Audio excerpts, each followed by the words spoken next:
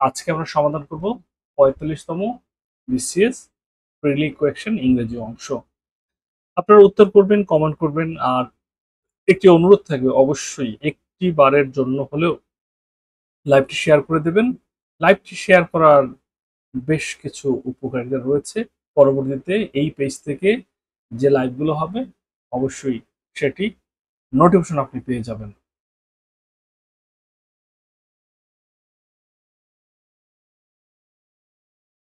Question number 1 এর উত্তর চাচ্ছি।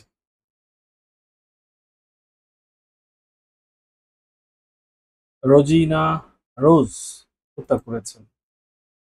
রোজিনা রোজ বলেছেন যে এইটার সঠিক উত্তর হচ্ছে অপশন ডি। আমরা অবশ্যই প্রত্যেকটি অপশনকে যাচাই বাছাই করব। ইনসিস্ট অন, খেয়াল করবেন, ইনসিস্ট অন। এরপরে আমরা নর্মালি নাউন পাই অথবা জেরান্ড পাই, আর এর পাশে রয়েছে লিভিং, যেটাকে আমরা জেরান্ড হিসেবে গ্রহণ করতে পারি, অর্থাৎ এটাকে নাউন হিসেবে গ্রহণ করতে পারি। নাউনের পূর্বে প্রোনাউনের কোন রূপটি বসানো যাবে? প্রোনাউনের সাবজেক্ট রূপ বসানো যাবে না, এখানে অবজেক্ট রূপ বসানো যাবে না, রিফ্লেক্সিভ বসানোর সুযোগ আছে না, অনের পর রিফ্লেক্সিভ বসানোর সুযোগ নেই। এখানে বসানোর সুযোগ রয়েছে হিজ, যেটাকে আমরা বলি পজিটিভ কেস অথবা পজিটিভ অ্যাডজেক্টিভ। এই রূপটা এখানে বসানো সম্ভব। আমার মনে হয় যে আপনারা সবাই বুঝে ফেলেছেন যে এই প্রশ্নের সঠিক উত্তর হচ্ছে অপশন ডি।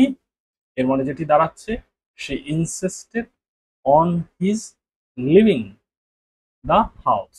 ওকে, 1 নম্বর প্রশ্নের উত্তর আই হোপ বুঝেছেন। আমরা 2 নম্বর প্রশ্নের দিকে যাচ্ছি।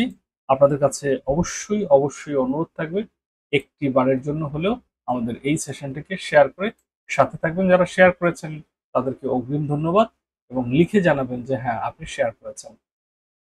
আমরা চলে যাচ্ছি পরবর্তী প্রশ্ন, যে প্রশ্নটি হচ্ছে 2 নম্বরে। He does not adhere any principle. এটি একেবারেই একটি কমন প্রশ্ন, বহুবার পরীক্ষাতে এসেছে, বহুবার পরীক্ষাতে এসেছে এরকম একটি প্রশ্ন। 35 কি হবে? 35 বয়স বৃদ্ধির ব্যাপারটি আমার মনে হয় যে অবশ্যই একটা পজিটিভ ফলাফল পাওয়া যাবে। দেখুন, হি ডাজ নট অ্যাডহিয়ার, অ্যাডহিয়ার এর পর মূলত একটা প্রেপোজিশন পাই, সেটি হচ্ছে টু। অ্যাডহিয়ার টু, এরপর হচ্ছে ক্লিং টু, স্টিক টু, কোনো কিছুর পেছনে দৃঢ়ভাবে লেগে থাকা। অ্যাডহিয়ার টু হতে পারে, স্টিক টু হতে পারে, ক্লিং টু হতে পারে, যে কোনোটাই হতে পারে। আই হোপ এই প্রশ্নের উত্তর যে অপশন ডি, অর্থাৎ টু, এই প্রেপোজিশনটি, এটি নিয়ে কথা বলার প্রয়োজন হবে না। পরবর্তী প্রশ্নের দিকে যাব। আপনারা দেখছেন ইংলিশ অ্যাপ, সাথে আছে আমি শাহিন স্যার। যে বইটির কথা বলেছিলাম কিছুক্ষণ আগে, জিরো টু অ্যাডভান্স ইংলিশ কোর্সের, এই বইটিতে থাকা 3000 এমসিকিউ যে কোনো চাকরি প্রস্তুতি, ভর্তি প্রস্তুতির জন্য এনাফ। বাছাই করা প্রশ্ন, এক প্রশ্ন একাধিকবার নয়, একবারই এখানে দেওয়া হয়েছে। চেষ্টা করেছি সর্বোচ্চ পর্যায়ে কাজটি করার। যাদের কাছে বইটি আছে তারা 2-1 লাইন লিখতে পারেন আমাদের এই বইটি সম্পর্কে। কোয়েশ্চেন নাম্বার 3, 3 নম্বর প্রশ্ন যেটি রইল, 3 নম্বর কোয়েশ্চেন যেটি আমরা পাচ্ছি, খেয়াল করবেন এখানে যেটা বলা হয়েছে, the train is running 40 miles an hour. The train is running 40 miles an hour কি হতে পারে? দেখুন তো, গতি, গতিবেগ, তাপমাত্রা অথবা অনুপাত। খেয়াল করি এই যে গতিবেগ, তাপমাত্রা এবং দর, এই ক্ষেত্রে একটা প্রেপোজিশন কমন। গতিবেগ, তাপমাত্রা এবং দরের ক্ষেত্রে একটি প্রেপোজিশন কমন হয়, সেই প্রেপোজিশনের নাম হচ্ছে এট। প্রেপোজিশনটার নাম কি? At. At, at. The train is running at 40 miles an hour. 40 miles an hour. Question number 3 এর উত্তর আই হোপ সবাই বুঝেছেন। আশা করি 3 নম্বর প্রশ্নের উত্তর করতে গেলে কোনো বেগ পেতে হবে না। পরবর্তী প্রশ্ন, এটাও একেবারে চিরচেনা একটি প্রশ্ন, বহুবার আসা প্রশ্ন। আমি বলি এগুলোকে জাতীয় প্রশ্ন, প্রচুর পরিমাণে এসেছে সকল পরীক্ষাতে। আসেনি এমন পরীক্ষা রেয়ার, আসেনি এমন পরীক্ষা পাওয়া যাবে না বললেই চলে। হি divided the money, he divided the money to children, he divided the money to children. আপনাদের কাছে শেয়ার চাচ্ছি, এবং চাচ্ছি আপনারা এই সেশনটাকে লাইক করে অবশ্যই কমেন্টে জানিয়ে দেবেন আপনাদের উত্তরগুলো।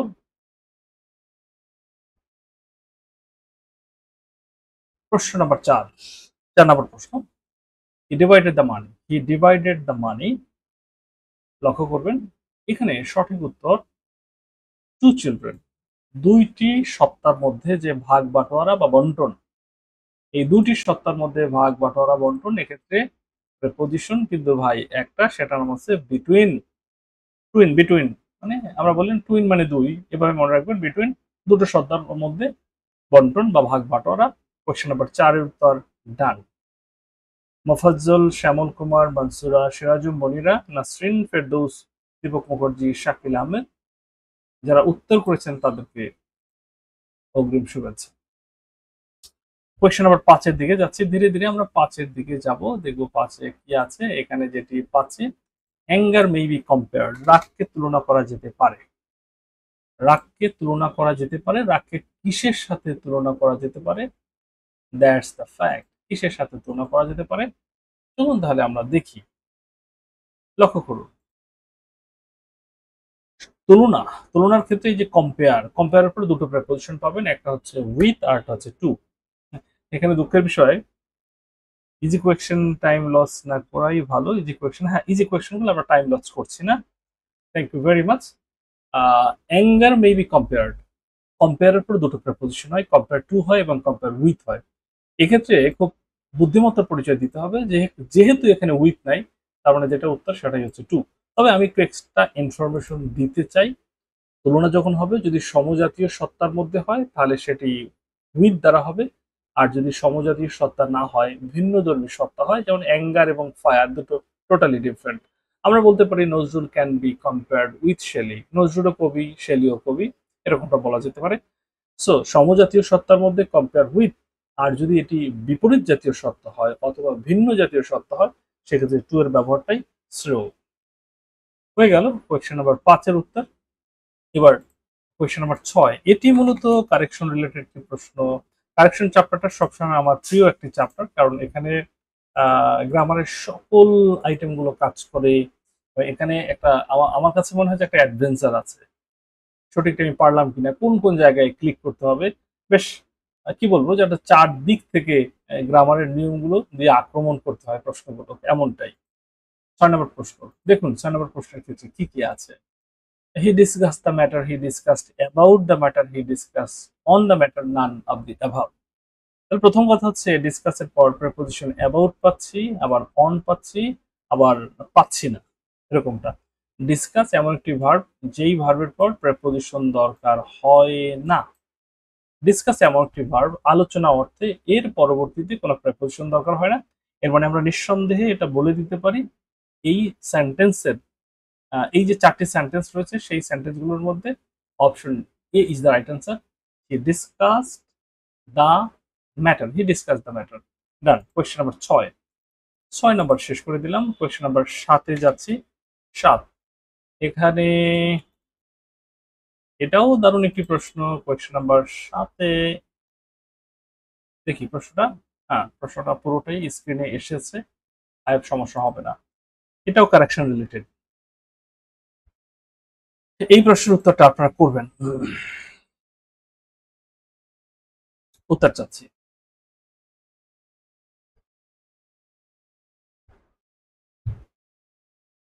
একটি সহজ নিয়ম এখানে কাজ করেছে, একেবারে সহজ নিয়ম, জটিল কোনো নিয়ম এখানে কাজ করেনি। কোন নিয়মটি কাজ করেছে দেখুন তো, এখানে কাজ করেছে ওই নিয়মটি, কতিপয় নাউন যেগুলো ভাষাও বোঝাতে পারে, জাতীয় বোঝাতে পারে। ভাষা বোঝাতে গেলে পেছনে কোনো আর্টিকেল ব্যবহার করা যাবে না, তবে জাতি বোঝাতে গেলে তার পেছনে একটা আর্টিকেল লাগবে, এবং সেটা হচ্ছে ডেফিনিট আর্টিকেল দি। এবার তাহলে দেখুন, আমরা দেখি ঘটনা কোথায় ঘটেছে। সে স্পিক ইংলিশ লাইক ইংলিশ, তার মানে এখানে ইংলিশ ভাষা, এখানে ইংলিশ জাতি। ইংলিশটা দা ইংলিশ হলে এটা আমরা পারতাম। দুটোর পূর্বে এখানে দেখা যায় সে speaks the English like English, না এখানে হচ্ছে না, কারণ এখানে এই দুটা ভুল। সে ইংরেজি বলে, he speaks English like the English, সে স্পিক্স দা ইংলিশ, আবার এটা ভুল। তার মানে একটি অপশন আছে, সে speaks English like the English is the right option. Okay, আরো কিছু শিখতে পারতাম, ব্যাখ্যা দিলে আরো কিছু শিখতে পারতাম। ওকে, আমি ভাই অনেকের অনেক ধরনের চাহিদা। কেউ বলে ইজি কোয়েশ্চেন গুলো স্কিপ করেন, আবার কেউ বলে প্রত্যেকটির ব্যাখ্যা চাই। একা মানুষ, বাট আবদার রক্ষা করতে হয়, মানে বাংলাদেশের আবদার রক্ষা করতে হয়, বিষয়টা এরকম। সব জায়গায় তো কিছু না কিছু স্টুডেন্ট আছে। মিলেনিয়াম বলে না, মিলেনিয়াম ডেভেলপমেন্ট গোল, সহস্রাব্দ উন্নয়ন লক্ষ্যমাত্রা। এই ক্ষেত্রে মিলেনিয়াম মানে কি? এটা কি 100 বছর?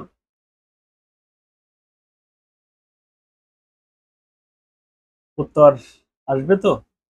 ইনশাল্লাহ আসবে, উত্তর আসবে।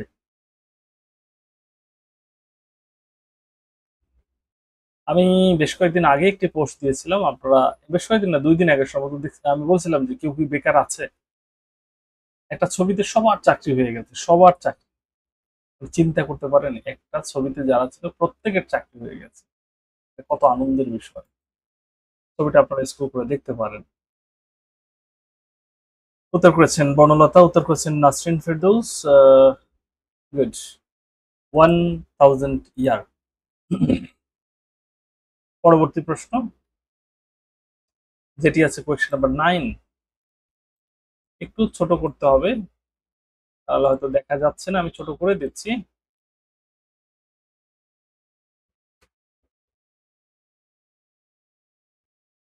এবার দারুণভাবেই দেখা যাচ্ছে। কি বলা হচ্ছে? Identify the passive of who has broken the jug. Who has broken the jug? লক্ষ্য করবেন কি হতে পারে। এখানে খুব বুদ্ধিমত্তার পরিচয়টা দিতে হবে। কিরকম বুদ্ধিমত্তার পরিচয়টা দিবেন আমি বলে দিচ্ছি। এইখানে আমরা যেটা পাচ্ছি, who has broken the jug, who has, who, তা normally who equal by whom হওয়ার কথা। তাহলে যেহেতু এইখানে বাই হুম নাই, এটাকে বাদ দিয়ে দেই। আর হ্যাজ যেহেতু আছে, এটা হ্যাজ বিন হবে। হ্যাজ বিন, তাহলে বিন আছে, মূল ভার্বের পূর্বে বিন আসবে। মূল ভার্বের পূর্বে দেখুন এইটায় কিন্তু বিন নাই, বিন আছে এইটার পূর্বে আর হচ্ছে এইটার পূর্বে। তাহলে আমরা মোটামুটি দুটো অপশনকে বাদ দিতে পারলাম, আর দুটো অপশন থেকে সঠিকটাকে বের করতে হবে। By whom has this jug been broken, by whom this jug has been broken. যেহেতু এটি একটি ইন্টারোগেটিভ সেন্টেন্স, তার মানে অক্সিলারি ভার্বটা সাবজেক্টের আগে আসবে। যেমন এখানে সাবজেক্ট হচ্ছে দি জগ, এর পূর্বে অক্সিলারি ভার্বটা আসবে, সেটা কিন্তু এখানে আসেনি। বাই হুমের পরে অক্সিলারিটা থাকবে, সেটা এখানে আসেনি। আমাদের জন্য অপশন বেঁচে রইল ভাই একটাই। দেখুন আমি কিন্তু একটা পদ্ধতি অ্যাপ্লাই করে আপনাদের বিষয়গুলো দেখাচ্ছি, একটা পদ্ধতি অ্যাপ্লাই করে। অর্থাৎ কখনোই আমরা এটা করবো না হু হ্যাজ ব্রোকেন দিস জগ এই সেন্টেন্সটাকে তুলে প্যাসিভ করা শুরু করলাম না। আপনি এক্সাম হলে এত সময় পাবেন না, প্রশ্নের উত্তর অনেকেই পারে, বাট আমাদেরকে পারতে হবে within the shortest possible time. খুব অল্প সময় পারতে হবে, ফাস্ট অ্যান্ড একুরেট। আপনি পারলেন ঝিমাইয়া ঘুমাইয়া উচ্চাঙ্গ সঙ্গীতের মতো, কাজ হবে না। চাকরি পাওয়ার পূর্ব শর্ত, you have to be fast and accurate. আপনাকে দ্রুতগামী হতে হবে, আপনাকে সঠিক হতে হবে। দুটো যোগ্যতা অর্জন করতেই হবে। যদি আপনি না পারেন, ওকে ফাইন। বহু বেকার আছে, চাকরির সংখ্যা কম, তারা কম্পিট করতে রাজি আছে। সো এখানে কোনো অজুহাত চলবে না, আমি ইংরেজি সাহিত্য পারি না, আমি বাংলা পারি না, আমি গণিত পারি না, আমি জিকেটা ভালো বলতে পারি না, জিকেটা ভালোটা বুঝতে পারি না। নাথিং, এগুলো বলার কোনো সুযোগ নাই। সার্ভাইভাল অফ দ্য ফিটেস্ট, যোগ্যরাই টিকে থাকবে, বাকিরা ঝরে পড়বে। এখানে সমবেদনার কোনো সুযোগ নেই, এখানে সহমর্মী হওয়ার কোনো সুযোগ নেই। স্কিল ডেভেলপমেন্টের ক্ষেত্রে আমি আপনাকে সহযোগিতা করতে পারি, বাট মূল কাজটা আপনাকেই করতে হবে। কোয়েশ্চেন নাম্বার 9 এটা শেষ হলো। আমার কথা কেউ রাগ করিয়েন না, আমি কিন্তু যেটা সত্য সেটা বললাম। দেখুন সহমর্মী সমব্যথী এসব হয়ে লাভ নাই। আমি যদি আপনাকে যোগ্য হিসেবে গড়ে তুলতে পারি, এটা আপনার জন্য কাজে লাগবে। তাহলে প্রশ্ন নাম্বার 10 চলে আসলাম। 10 নম্বর প্রশ্নে কি আছে দেখতে চাই। বলা হচ্ছে when on makes a promise on must not go dash on it। যখন কেউ প্রতিজ্ঞা করে তার উচিত নয় এটা থেকে ফিরে যাওয়া। যখন কেউ প্রতিজ্ঞা করে তখন উচিত নয় এটা থেকে ফিরে যাওয়া। কি হতে পারে বলুন দেখি। ফিরে যাওয়া, ফিরে যাওয়া। Go forward, go back, go by, নাকি গো অ্যারাউন্ড? আপনারা উত্তর করবেন, আমি অবশ্যই আপনাদের উত্তরগুলো বলবো, নামগুলো বলে দেবো। নাসরিন, নাজমুল উত্তর কিন্তু করে দিয়েছেন, তারা সবারই বলছে উত্তরটা হবে ব্যাক হবে। আসলে এটা ব্যাক হবে কিনা, গো ব্যাক এটা হবে কিনা, গো ব্যাক এটা হবে কিনা। ওকে, ফিরে আসা, গো ব্যাক মানে ফিরে আসা, এরকমটা। তার মানে উচিত নয়, গো ব্যাক ফিরে আসা উচিত নয়। সে যে প্রমিস করেছে, সে যে প্রতিজ্ঞা করেছে, সেটা থেকে ফিরে আসা উচিত নয়। When one makes a promise, one must not go back on it. Done. এরপর দেখুন, আহ, এইটা হলো ভাইয়া প্রশ্ন নাম্বার 11, জাতীয় প্রশ্ন, বহুবার এসেছে। I can't put up with him anymore. Put up with means, put up with means common প্রশ্ন, এগুলো কমন প্রশ্ন। এরপরও আমি কিছু ব্যাখ্যা বিশ্লেষণ দেব, অনেকের কাছে এটি নতুন মনে হতে পারে। পুট আপ উইথ এটা একটা ফ্রেজাল ভার্ব, এটা একটা phrasal verb. Put up with এটাকে আমরা বলি ধৈর্য সহকারে সহ্য করা।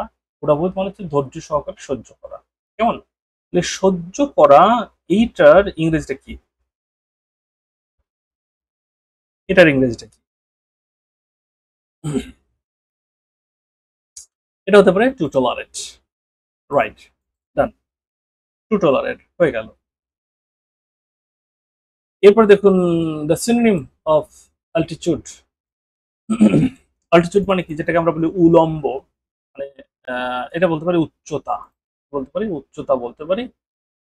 সেক্ষেত্রে এই যে অল্টিটিউড যেটা রয়েছে, উচ্চতা, উচ্চতার সাথে কোনটি যাবে, উচ্চতার সাথে কোনটি এখানে যাবে সেটা খেয়াল করুন। এখানে আছে হাইট, আছে ওয়েট, লেন্থ, ডেপথ।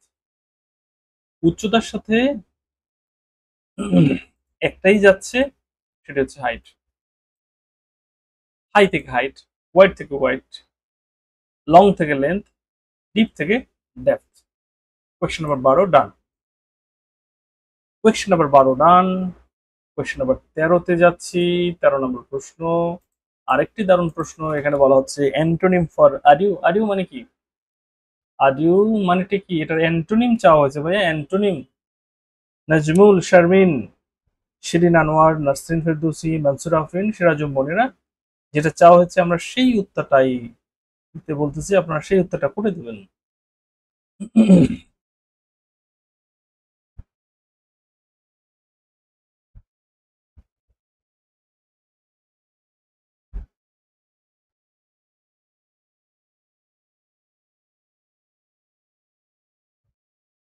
আডিও মানে বিদায়, প্যারোল মানে বিদায়, গুড বাই এটাও বিদায়, ভ্যালিডিকশন এটাও বিদায়। তার মানে হ্যালো, যখন আমাদের কারোর সাথে দেখা হয় তখন কি বলি? Hello.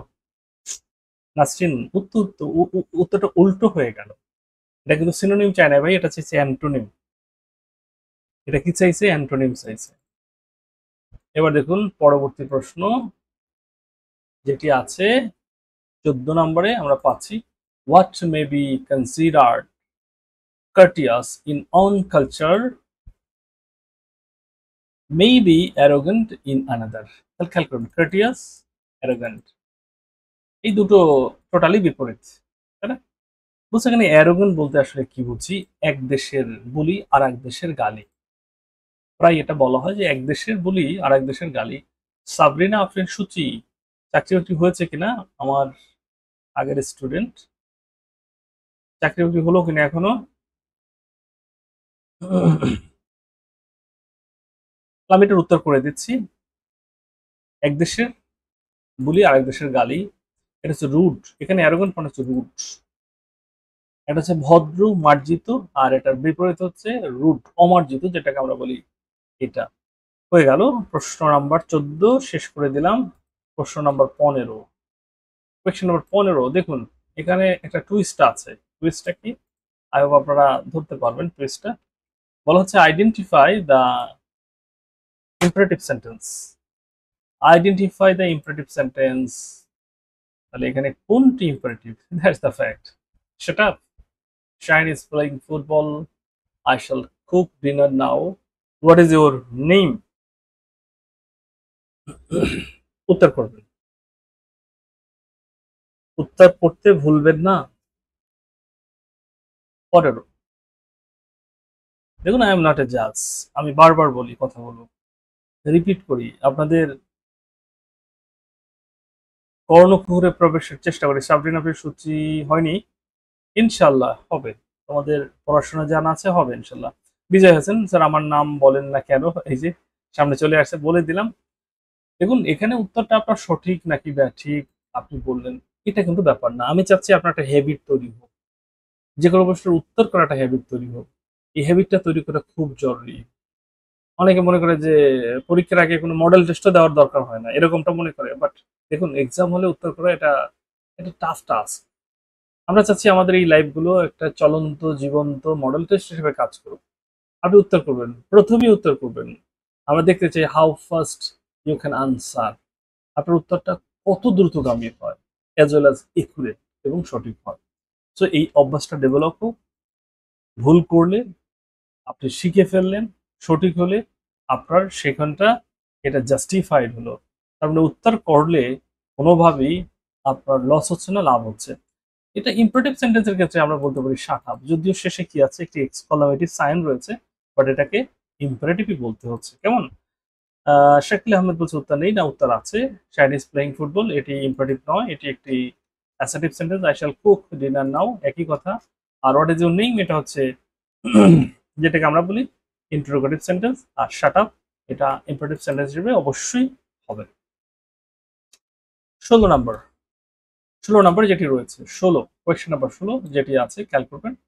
This could have what if I more far sighted? This could have worked if I been more far sighted. আমাদের সাথে শাকিল বলছে সঠিক উত্তর দেয়া নাই, সঠিক উত্তর আছে, আছে। যুক্ত আছেন সাইফুল ইসলাম পিবি, সাইফুল ইসলাম, আমাদের সাইফুল ভাই সম্ভবত। আচ্ছা, আমি ছবিটা দেখতে পাচ্ছি না। সাইফুল ভাই কনফিডেন্সের রাজশাহীর পরিচালক, যদ্দূর আমার মন বলে, রাইট? আচ্ছা, চলুন তাহলে আমরা দেখি। এটি এসেছে কন্ডিশনাল সেন্টেন্স রিলেটেড একটি প্রশ্ন 16 নম্বরে, যেটি হবে কি, এবং could have what, third conditional, তাহলে অবশ্যই এটা পারফেক্ট হতে হবে। If I had been more farsighted, first perfect করতে গেলে তো 100% হ্যাড লাগবেই, সেটাই এখান থেকে নিয়ে নিলাম। পরবর্তী প্রশ্ন 17 বলেছে, none can that is clever defy deny admire denounce. এখানে ডিনাই উত্তর হবে। অনেকের মতে ডিফাই কেন হবে না, ডিফাই মানে হচ্ছে প্রকাশ্যে বিরোধিতা করা। এখানে বলেছে কেউ অস্বীকার করতে পারবে না যে সে চালাক, কেউ অস্বীকার করতে পারবে না। ডিফাই মানে হচ্ছে বিরোধিতা, কেউ বিরোধিতা করতে পারবে না, এবং সেটা সেটা হবে একেবারে সামনাসামনি। ওকে, ডান। 17। এরপর দেখুন 18, দারুণ একটি প্রশ্ন। 18 নম্বর প্রশ্নটি লক্ষ্য করুন কি বলেছে। 18 নম্বর প্রশ্নতে বলা হয়েছে, choose the right form of verb the boy to lie on the floor yesterday. Abdullah আলামিন, ওয়ালাইকুম আসসালাম। খেয়াল করবো কি আছে, ইয়েস্টারডে, এর মানে হচ্ছে ইয়েস্টারডে মানটা কি, পাস্ট ইনডিফিনিট টেন্স। এইখানে আমরা কিভাবে অপশনগুলোকে বাছাই করব সেটা একটু দেখি। এটা প্রেজেন্টে ব্যবহার হয়, এটা বাতিল। কেমন? লাইট, লে আর হচ্ছে লেইট, এই নামে আসলে কিছু নাই। অপশন এখানে দুটো আছে, একটা হচ্ছে লাইট আর হচ্ছে লে। আর এইখান থেকে আমাদের যেটা রূপ নিতে হবে, লাই, টু লাই, অর্থাৎ লাইয়ের একটা পাস্ট ফর্ম নিতে হবে। লাইয়ের পাস্ট ফর্ম দুটা, একটা ব্যবহৃত মিথ্যে কথা বলা অর্থে, আর একটা হচ্ছে শো অর্থে। এখন বলেন, ফ্লোরে সে কি মিথ্যে বলবে নাকি শুয়ে পড়বে? দি বয়, মানে ওটা শুয়েছিল, শুয়েছিল। ফ্লো ইয়েস্টারডে, গতকাল। এখন সেক্ষেত্রে যদি আপনি এল আই ইডি যোগ করেন, এটার অর্থ মিথ্যে বলা, আর এল এ ওয়াই এটি অর্থ হচ্ছে শোয়া, অর্থাৎ লাই এর ফার্স্ট ফর্ম লে, শোয়া অর্থে লাইট, এটা হচ্ছে মিথ্যে বলা। জাস্ট এইটুকু বুদ্ধি খাটালেই এটা হয়ে যাবে। হয়ে গেল। এবার দেখুন 19 নম্বর। আমি বেশ সারপ্রাইজড হয়েছি, ভয়েস থেকে একাধিক প্রশ্ন, এটা আমার কাছে মোটেও স্বাভাবিক মনে হয়নি, এটা কখনো এরকমটা আসতে দেখিনি, এই জন্য স্বাভাবিক মনে হয় নাই, বাট এসেছে, ফাইন। 46-এর প্রশ্নের ধারাটা কিন্তু টোটালি আলাদা ছিল। এইখানে দেখুন interesting factor, she played on flute, শুধু একটা ক্লু ধরে আমরা উত্তরটা করব। এখানে ভার্বটা হচ্ছে group verb, played on, phrasal verb যেটাকে আমরা বলি। পেসিভি এটা একত্রে থাকবে, পেসিভি একত্রে কোথায় আছে? প্লেড বাই হবে না, প্লেড অন ইয়াস টু হবে না, প্লেড বাই হবে না, আর প্লেড অন বাই হার এটা কিন্তু অবশ্যই সঠিক। কেন সঠিক?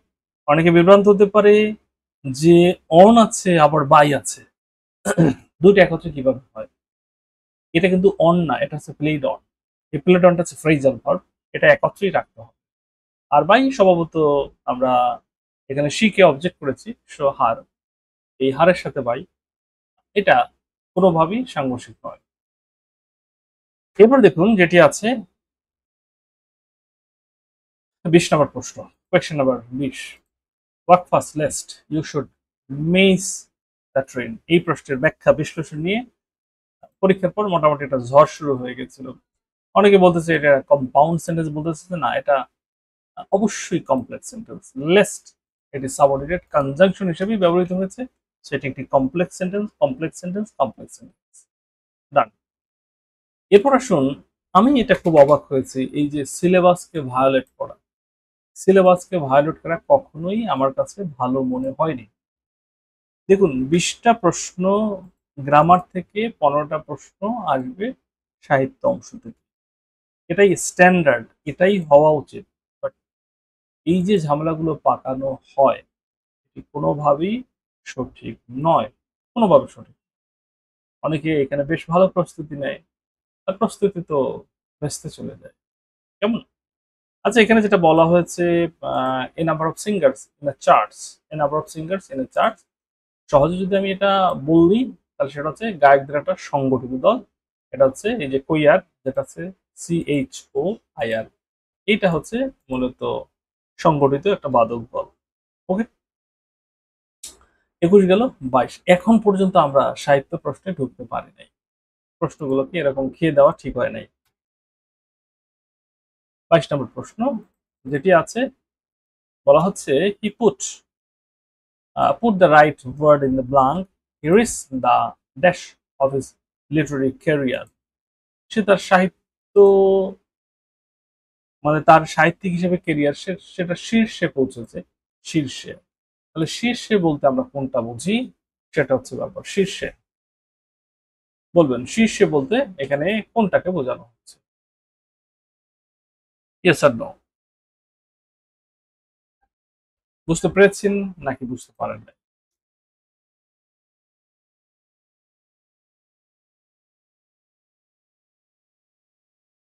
এখানে দেখুন যেগুলো রয়েছে, অ্যাভাটার, একমি, অ্যাডমনিস, অ্যাবডিকেট, মানে শীর্ষে পৌঁছেছে। Reach the acme of his literary career, শীর্ষে আরোহণ করেছে। আর এখানে যেটি আছে, এটা কম্পিউটার অটো কারেক্ট দেখাচ্ছে, identify the correctly spelled word, এটা হচ্ছে নিউমোনিয়া ছিল সঠিক শব্দ, যেটাকে আমরা বলি পিনিউমোনিয়া, মনে রাখার জন্য। এটা হয়ে গেল। আর এরপর দেখুন, এটাও কিন্তু সাহিত্য প্রশ্ন নয়, এটাও একটা ইডিয়ম, এটাও একটা ইডিয়ম। দি ফ্রিজ একিলিস হিল কতবার আসবে, কতবার আর এই প্রশ্ন আসবে? মাঝে মধ্যে অবাক হই, যারা প্রশ্নকর্তা তাদেরকে বিরক্তিও ধরে না, একিলিস হিল, একিলিস হিল কতবার যে আসছে, কত পরীক্ষাতে, বিরক্ত নাই। ওকে, তাহলে উত্তর করে দিই, একিলিস মানে হচ্ছে অরক্ষিত অঞ্চল, দুর্বল জায়গা, যার জন্য একজন মানুষের মৃত্যু হতে পারে, এরকমটা। আর এর ঘটনা নিয়ে আমি অলরেডি একটা ভিডিও তৈরি করেছি, সো আই হোপ এটা নিয়ে আর কথা বলতে হবে না। ব্ল্যাক ডেথ, ব্ল্যাক ডেথ মানে ব্ল্যাক ডেথ, উত্তর চাচ্ছি আমরা ব্ল্যাক ডেথ।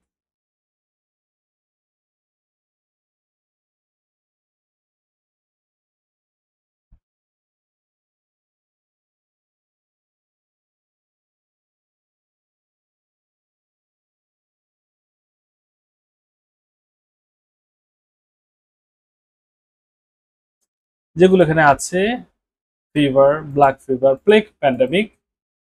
এই ব্ল্যাক ডেথটা এটা মূলত হচ্ছে যেটাকে আমরা বলি ইফেক্ট অফ প্লেগ, যেটা সেটা বলা হয় প্লেগ। হ্যাঁ, প্লেগ। আমরা এটা সংক্ষেপে বলতে পারি প্লেগ প্যান্ডামিক, মানে ইঁদুরের মাধ্যমে যেটা ছড়াতো সেটা।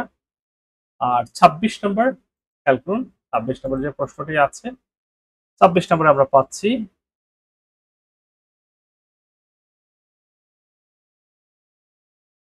মনসুর আপনার মতো বিরক্ত না হই বলো, মানে এই প্রশ্নগুলো আবার আসুক, তাই না? এটা সহজ প্রশ্ন, সবাই পারবে। Metrology is related to concrete slabs, motor vehicles, weather forecasting and motor neuro disease. Metrology মানে কি? যে আবহাওয়া, মেট্রোলজিস্ট আবহাওয়াবিদ যেটাকে বলে, এটা অনওয়ার্ড সাবস্টিটিউশন সেখানে এটা আছে। সাহিত্য প্রশ্ন শুরু হলো, মানে গরিবের মতো 27 থেকে শুরু হয়েছে, তাহলে 8টা মতো আমরা প্রশ্ন পেতে পারি। Who is not a Victorian poet? K Victorian non? Alfred Tennyson Victorian, Robert Browning Victorian, William Wordsworth হচ্ছে রোম্যান্টিক। তাহলে আর সামনে গেলাম না। এরপর দেখুন যেটি আছে 28 নম্বর কোয়েশ্চেন, খেয়াল করুন। বলা হচ্ছে which of the following novels was written by George Orwell? George Orwell কোনটা লিখেছেন? 1984। এগুলো মুখস্থ বিদ্যা, মুখস্থ করতে হবে, আমাদের কিচ্ছু করার নাই, মুখস্থ করতে হবে, এটাই চূড়ান্ত। এরপর খেয়াল করুন 29 নাম্বার যেটি আছে, the poem to his poem stress, লজ্জা প্রতি প্রেমিকার প্রতি, এটা কে লিখেছে? হেনরি বন, জর্জ হারবার্ট, জন ডান, আন্ড্রে মার্ভেল। কারো মুখস্থ আছে কিনা? কারো মুখস্থ আছে কিনা জানাবেন। আপনারা দেখছেন ইংলিশ সব, সাথে আছি আমি শাহিন স্যার। আপনাদের ছোট্ট একটি ঘোষণা, 14ই সেপ্টেম্বর শুরু হয়ে যাচ্ছে নতুন ব্যাচ, লেকচার 1, অর্থাৎ এই নাউন থেকে ক্লাস শুরু হয়ে যাবে। যারা ইংরেজিতে খুব দুর্বল আছেন এখনই ভর্তি নিশ্চিত করুন। ভর্তির সাথে সাথে আমরা এই চমৎকার এমসিকিউ প্রিপারেশন বুকটি ফ্রি দিয়ে দেবো, কুরিয়ারে আপনার ঠিকানায় পৌঁছে যাবে। কুরিয়ারের খরচটা আমাদের দিতে হবে না। কোর্স ফি সম্পর্কে জানতে স্ক্রিনে দেখানো নাম্বারে হোয়াটসঅ্যাপে মেসেজ দিতে পারেন, অথবা পেজের ইনবক্সে মেসেজ দিতে পারেন। ইংলিশ হাব এবং ম্যাথ ওয়ার্ল্ড উভয় পেজ থেকে আমাদের আজকের লাইভটি সম্প্রচারিত হচ্ছে। স্যার আপনার আগের স্টুডেন্ট কাউকে দেখছি না, অনেক চাকরি হয়ে গেছে। সূচি ইনশাল্লাহ তোমার চাকরি হয়ে যাবে। টু হিজ কোয়েমিস্ট্রেস, টু হিজ কোয়েমিস্ট্রেস, তাহলে এটা হচ্ছে আন্দ্রে মার্ভেল, টু হিজ কোয়েমিস্ট্রেস। এরপরে আসুন যেটি আছে 30 number, the character Elizabeth Bennett appears, Elizabeth Bennett appears in the novel। খুবই কি বলবো, প্রশ্ন হিসেবে চমৎকার, বাট প্রশ্নের উত্তর করতে গেলে অনেকে বিপদে পড়ে যাবে, কারণ এটা ভেতর থেকে প্রশ্নটা এসেছে, ভেতর থেকে। এই যে প্রাইড অ্যান্ড প্রেজুডিস এর মধ্যে এই ক্যারেক্টারটি রয়েছে, প্রাইড অ্যান্ড প্রেজুডিস, জেন অস্টেনের প্রাইড অ্যান্ড প্রেজুডিস এর মধ্যে আছে এলিজাবেথ বেনেট এই ক্যারেক্টারটি। এটা মুখস্থ করতে হবে, আমাদের কিছু করার নাই। 31 নম্বর, 31 নম্বর যেটি রয়েছে খেয়াল করবো, 31 নম্বরে ডন জুয়ান কে লিখেছেন? ডন জুয়ানটা কে লিখেছেন? ডন জুয়ানটা লিখেছেন জর্জ গর্ডন বায়রন। ইউলিসিস, ধোকা দেওয়ার মতো একটি প্রশ্ন। ইউলিসিস নোবেল আছে, পোয়েম আছে। জেমস জয়েসের একটা নোবেল আছে ইউলিসিস, আর এটার যে পোয়েম ভার্সনটা, এটি অবশ্যই অবশ্যই বলুন দেখি কার? ইউলিসিস। এটি কার লেখা? আপনাদের কাছে প্রশ্ন ছুড়ে দিলাম, দেখি কে পারেন। অর্থাৎ এটা ধোকা দেওয়ার মতো। ইউলিসিস এইটা একটা কবিতা, আবার এইটা একটা পোয়েম।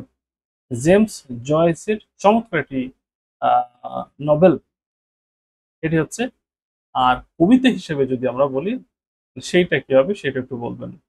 কবিতা হিসেবে অবশ্যই এটা টেনিসনের কবিতা, Alfred Lord Tennyson. Okay. 33 number, Ozymandias. Ozymandias কে লিখেছেন? Thomas Hardy, Robert Frost, PB Shelley, Edmund Spenser. এটা শেলির লেখা ওজিমান্দিয়াস সনেট। 34 নম্বর যেটি আছে, Clym Yeobright is the protagonist. Clym Yeobright. দুটো নতুন প্রশ্ন, নতুন প্রশ্ন, দুটো জটিল প্রশ্ন ক্যারেক্টার থেকে এসেছে। Clym Yeobright is the protagonist of the novel David Copperfield, Adam Bede, a passage to India, আর হচ্ছে রিটার্ন অফ দি নেটিভ। কি হতে পারে? উত্তর করতে পারেন। আমি অবশ্যই আপনার উত্তরটি পড়ব, এই যে ক্লিম ইয়োর ব্রাইট, এটা হচ্ছে দ্য রিটার্ন অফ দ্য নেটিভের একটি থমাস হার্ডির লেখা আজকের সেশনের সর্বশেষ প্রশ্ন। এটা যখনই আমরা পড়াই, শেক্সপিয়ার পড়াতে গেলে এটা পড়িয়ে ফেলি। Desdemona is a character in the following play. Desdemona কোন নাটকের চরিত্র? এটা অবশ্যই অবশ্যই অথেলো নাটকের চরিত্র। কোন নাটকের? অথেলো। কেমন? তো আমরা শেষ করলাম আমাদের আজকের যে প্রশ্ন পর্ব সমাধান, জব সলিউশন লাইভ। আজকে 45তম বিসিএস প্রশ্ন সমাধান গেল, ইনশাল্লাহ এরপরে আসবে 40তম। ধারাবাহিকভাবে আমরা একেবারে 10তম পর্যন্ত যেতে চাই যদি আপনারা সঙ্গী হন। আর যেটা বলছিলাম, আমাদের নতুন কোর্সটা শুরু হয়ে যাচ্ছে, আর সেই কোর্সের জন্য অসম্ভব সুন্দর একটি এমসিকিউ প্রিপারেশন বুক, ইংলিশ হাব এমসিকিউ প্রিপারেশন বুক, এটা আমরা ফ্রি দিচ্ছি। ইংরেজিতে যারা দুর্বল, আমি আপনাদের কাছে অনুরোধ করব, ইংরেজিতে দুর্বলতা নিয়ে এক্সাম হলে যাবেন না। এটা হিতে বিপরীত, হতাশা বাড়বে। যে কোনো বললে ইংরেজি দুর্বলতা কাটাতেই হবে। আপনি যদি বারবারও ব্যর্থ হয়ে থাকেন, আমি আপনাকে চ্যালেঞ্জ করব এবং আমি আপনাকে অনুপ্রাণিত করব আমাদের 0 to অ্যাডভান্স ইংলিশ কোর্সে আসেন। কোর্স শেষে কাঙ্ক্ষিত উন্নতি না হলে আপনাদের পুরো কোর্সের টাকা ফেরত দেবো, ইভেন আমরা বইটিও ফেরত নেব না, এবং এটার টাকাটাও আমরা কেটে রাখবো না। কেন এই চ্যালেঞ্জটা দিচ্ছি? এটা শুনতে ভালো লাগে না, ইংরেজির জন্য এই করতে পারি নাই, সেই করতে পারি নাই। English simply a language.